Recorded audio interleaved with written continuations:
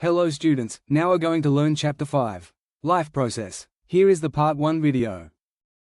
If you look closely at a plant or a sleeping animal, you won't see visible movement, but at a microscopic level, they are constantly repairing and maintaining their internal structures. It's this continuous molecular movement that defines a living organism. Organisms rely on constant maintenance powered by 4 systems: nutrition, respiration, transportation, and excretion. Nutrition brings energy sources inside. Respiration breaks that energy down. Transportation moves oxygen and nutrients to cells. Finally, excretion clears out harmful byproducts. Because the environment constantly wears down an organism's structure, these 4 maintenance systems cannot pause. They must run continuously, even when the organism is resting or asleep. Plants meet their energy needs through autotrophic nutrition, specifically photosynthesis. This happens in 3 chemical steps. First, the absorption of light energy by chlorophyll. Second, the conversion of that light energy into chemical energy while splitting water molecules into hydrogen and oxygen. And third, the reduction of carbon dioxide into carbohydrates. To see where this begins, we have to look inside a leaf's cross-section. Within these cells are green organelles called chloroplasts, which contain the chlorophyll necessary to capture light. Plants also need carbon dioxide, which they take in through tiny surface pores called stomata. The opening and closing of these pores is mechanically controlled by guard cells. When water flows into the guard cells, they swell, opening the pore to allow gas exchange. When they shrink, the pore closes to prevent excess water loss. By combining the carbon dioxide from the stomata with light energy captured by the chloroplasts, the plant produces carbohydrates. Whatever it doesn't use immediately is stored as starch, creating an internal energy reserve for future maintenance. Animals rely on heterotrophic nutrition, bringing complex food inside to be broken down. In a single-celled organism like an amoeba, the cell membrane extends temporary structures called pseudopodia to engulf the food.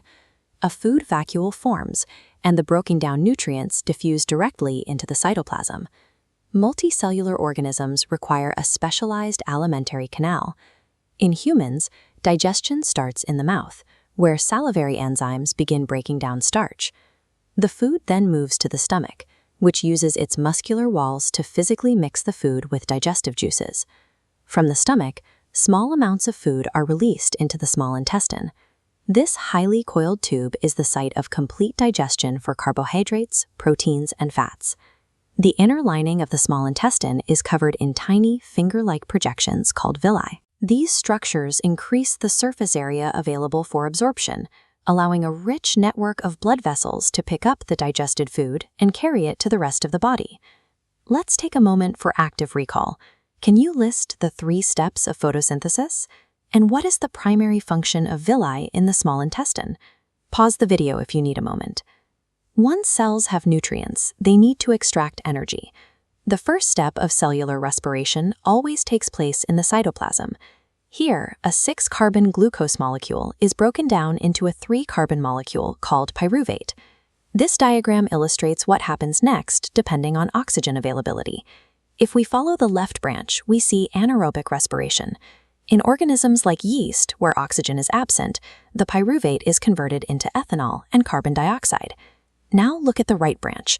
If oxygen is present, aerobic respiration takes place inside the mitochondria. Here, the pyruvate is completely broken down into carbon dioxide and water, releasing a significantly higher amount of energy. Regardless of which pathway a cell uses, the objective is exactly the same: taking the chemical energy trapped in food and converting it into a uniform source of power the cell can deploy on demand. That uniform source of power is ATP. The energy released during cellular respiration is immediately packaged into ATP molecules, which act as the standard energy currency for all cellular activities. When a cell needs to perform an endothermic reaction, like contracting a muscle or synthesizing a protein, the terminal phosphate linkage in the ATP molecule is broken using water. This specific reaction yields an energy equivalent of 30.5 kilojoules per mole. Review this summary list of core concepts. It covers the 4 maintenance systems: the chemical steps of photosynthesis, mechanical control by guard cells, surface area maximization by villi, and the outputs of aerobic versus anaerobic respiration. These systems operate as interconnected mechanisms to keep complex life functioning. Master the specific inputs, pathways, and outputs of each process, and you will have a solid foundation for your exam. Thanks for watching. Hope you liked the video. Please do subscribe, like, and share. Also comment your feedback.